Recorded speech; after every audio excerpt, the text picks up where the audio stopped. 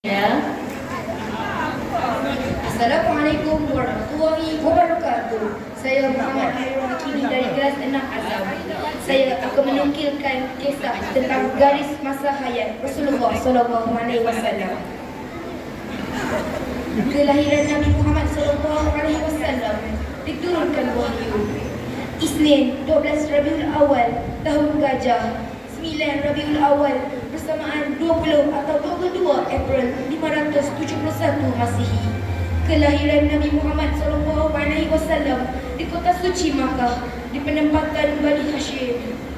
Tahun kelahirannya disepakati adalah tahun Gajah dan bulan yang disepakati adalah bulan Rabiul Awal. Namun ahli sejarah telah berselisih pendapat berkenaan tarikh kelahiran Rasulullah SAW kepada beberapa pendapat. Antaranya 12 Rabiul Awal pada tahun Gajah 531 Masihi. Inilah pendapat Ibnu Ishaq, Al-Sahabi dan Al-Tabari. 9 Rabiul Awal bersamaan 20 April 571 Masihi yang juga tahun pertama serangan tentera bergajah. Pendapat ini disokong oleh Syekh Muhammad Sulaiman Al-Mansur Ubaidi dan ahli falak terkenal Mahmud Bashar. Begitu juga yang dinyatakan dalam Nur Al-Yaqin. 8 Rabiul Awal ini berdasarkan pendapat dalam Sifat Al-Safwah. Ini juga pendapat Ibnu Abdi Adbar, Iman Al-Nawawi dan Al-Bahaki. 22 Rabiul Awal inilah pendapat Al-Waqidi. Kelahiran sehingga usia 2 tahun disusulkan oleh ibunya Aminah, Tuwaibah Al-Samiyah di Makkah dan Halimah binti Abu Zaid. Berlalu usia 2 tahun, Rasulullah SAW berhenti menyusu dengan Halimah Al-Saidiyah. Halimah memohon agar diizinkan terus dapat menjaga Rasulullah SAW, lalu diizinkan. 4 atau 5 tahun berlaku peristiwa pembedahan dada baginda SAW ketika sedang bermain dengan kanak-kanak lain seperti dalam riwayat Muslim. Inilah pendapat kebanyakan penulis sirah, tetapi menurut konteks periwayatan Ibnu Ishaq, peristiwa ini berlaku pada tahun ketiga. 6 tahun dibawanya oleh bondanya ke Yathrib Madinah untuk menziarahi kubur bapanya Abdullah. Dalam perjalanan pulang, ibunya jatuh sakit dan meninggal dunia di Abwa. Bersama mereka ialah pelayan wanitanya Ummu Aiman. Rombongan mereka diketuai oleh Abdul Al-Muttalib. Mereka menetap di Madinah selama sebulan.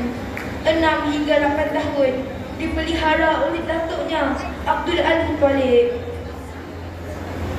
Seterusnya 8 tahun 2 bulan 10 hari datuknya Abdul Al-Muttalib meninggal dunia. 8 tahun hingga berkahwin dijaga oleh bapa saudaranya Abu Talib.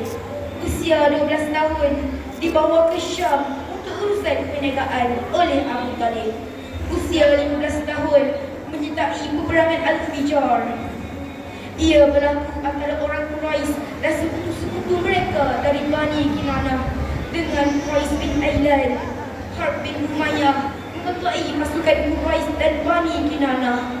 Rasulullah SAW ikut serta dan berperanan membukakan anak panah kepada bapa-bapa saudaranya, iaitu menyiapkan anak-anak panah untuk mereka. Bulan Zulkaidah selepas perang Al-Fijar, perjanjian Al-Hudud temeterai akibat perang Al-Fijar.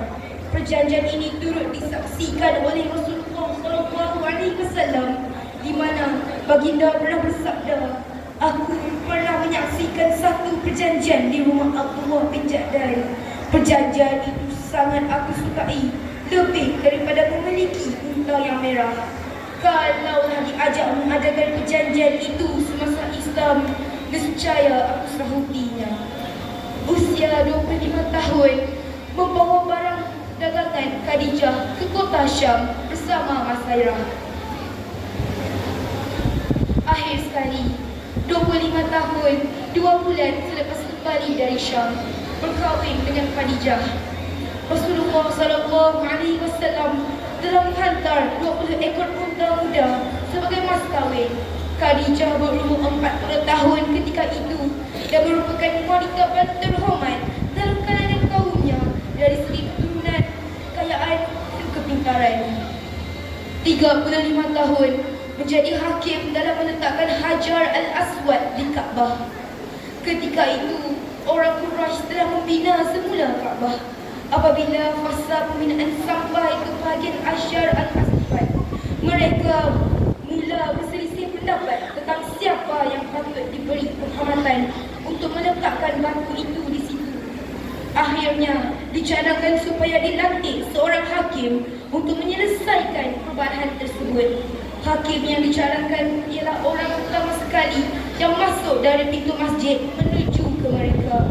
Allah mentakdirkan bahawa orang yang ditunggu itu ialah Rasulullah SAW. Mereka pun bersetuju melantik baginda sebagai hakim. Lalu baginda meminta sehelai kain, lalu diletakkan batu itu di tengah kain tersebut.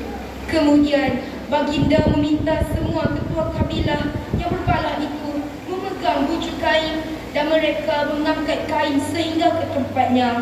Apabila sampai di tempat sepatutnya, baginda mengambil batu itu dengan tangannya dan meletakkan sendiri di penjuru Hajar al-Aswad. Itulah penyelesaian bijak yang dipersetujui oleh semua pihak. Usia hampir 40 tahun, beruslah dan menyendiri di Gua Hira hampir 6 bulan. Baginda SAW menghabiskan masa dengan beribadat dan berfikir mengenai alam, di mana baginda menyadari sebalik kejadian alam ini ada kekuasaan yang mewujudkannya. Nabi SAW beruslah selama 3 tahun sebelum diangkat dengan tugas kerasulan. Semasa tempoh beruslah ini, Rasulullah SAW memperuntukkan masa sebulan dalam setahun untuk berkelana sambil menghayati kejadian alam di samping mencari-cari rahsia yang tersirat di sebaliknya. Itu daripada saya. Sekian wabillahi taufiq wal hidayah. Assalamualaikum warahmatullahi wabarakatuh.